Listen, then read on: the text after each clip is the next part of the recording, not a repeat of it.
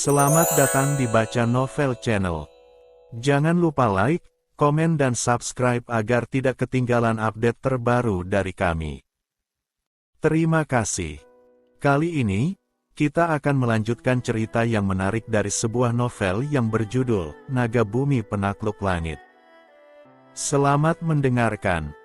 Bab 24, Pagi yang Berbeda. Wu Chen terbangun sebelum yang lain, seperti biasanya. Namun pagi ini ia terbangun bukan karena kebiasaan atau karena suara. Ia terbangun karena sesuatu di dalam tubuhnya terasa berbeda. Bukan sakit, bukan tidak nyaman, melainkan seperti sesuatu yang semalam masih bergerak-gerak mencari tempatnya, kini sudah menetap di posisi yang lebih pas. Ia duduk, menggerakkan bahunya, kiri, lalu kanan. Membuka dan menutup tangannya perlahan, merasakan setiap sendi dari ujung jari sampai ke bahu. Kemudian ia berdiri dan melakukan kuda-kuda rendah, menahan selama beberapa tarikan napas. Berbeda. Bukan dalam cara yang dramatis atau tiba-tiba terasa seperti memiliki kekuatan baru. Lebih halus dari itu, seperti perbedaan antara mengenakan sepatu yang pas dengan sepatu yang setengah pas. Dari luar tampak sama, dari dalam, terasa jauh berbeda. Ia memandang dinding ukiran di depannya. Dalam cahaya fajar yang baru mulai menyentuh tepi langit di atas lembah, garis-garis ukiran itu sudah tidak memancarkan cahaya redup yang kemarin malam terlihat jelas. Siang hari membuatnya kembali terlihat seperti batu biasa bagi mata yang tidak tahu cara melihatnya. Namun Wu Chen tahu cara melihatnya sekarang. Ia melangkah mendekat, tangannya menyentuh dinding di titik yang berbeda dari kemarin, titik yang baru ia kenali sesaat sebelum tidur semalam, titik yang ada di bagian tengah ukiran yang belum sempat ia pelajari sampai tuntas. Cahaya redup itu kembali. Wu Chen tersenyum tipis, lalu mulai membaca. Pria tua terbangun setengah jam kemudian. Ia duduk, mengusap wajah, menoleh ke sisi kanan di mana Wu Chen seharusnya ada. Kosong. Ia menoleh ke arah dinding ukiran. Di sana, sosok Wu Chen berdiri dengan punggung ke arahnya, tangan menyentuh batu, tidak bergerak. Pria tua mendengus pelan. Ia bangkit dan mulai memanaskan air untuk teh dengan gerakan yang sudah menjadi rutinitas dimanapun ia berada. Lin Xuer terbangun kemudian. Ia melihat situasi yang sama dan langsung memahaminya tanpa perlu penjelasan. Chen Baoli yang terakhir muncul berdiri memandangi Wu Chen dari jarak beberapa langkah. "Sudah berapa lama?" tanyanya pada pria tua. "Dari sebelum aku bangun.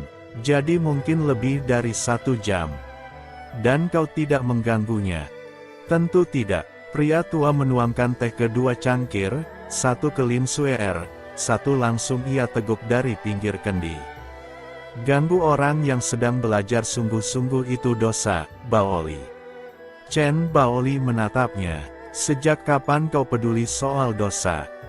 "Sejak aku menjadi tua dan mulai memikirkan neraka." Lin Xuer hampir tersedak tehnya. Bagian yang dipelajari Wu Chen pagi ini adalah bagian tengah ukiran, bagian yang kemarin ia lewatkan karena terlalu fokus pada bagian kanan tempat nama gurunya tersembunyi. Dan bagian tengah ini berbeda dari yang sebelumnya. Di bagian kiri dan kanan, ukiran menggambarkan teknik, cara menggerakkan tubuh, cara mengalirkan kekuatan, cara menemukan titik-titik lemah pada lawan. Namun bagian tengah ini bukan instruksi. Ia lebih mendekati gambaran. Sebuah diagram besar yang menunjukkan hubungan antara manusia dan sesuatu yang lebih besar. Di pusatnya, figur manusia dalam posisi berdiri tegak.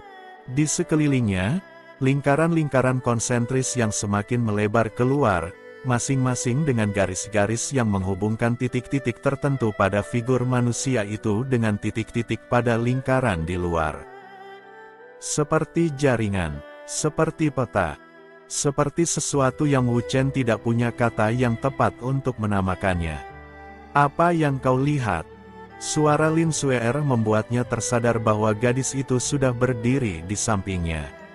Entah sejak kapan, Wu Chen mulai mendeskripsikan, lebih lambat dari kemarin, lebih hati-hati.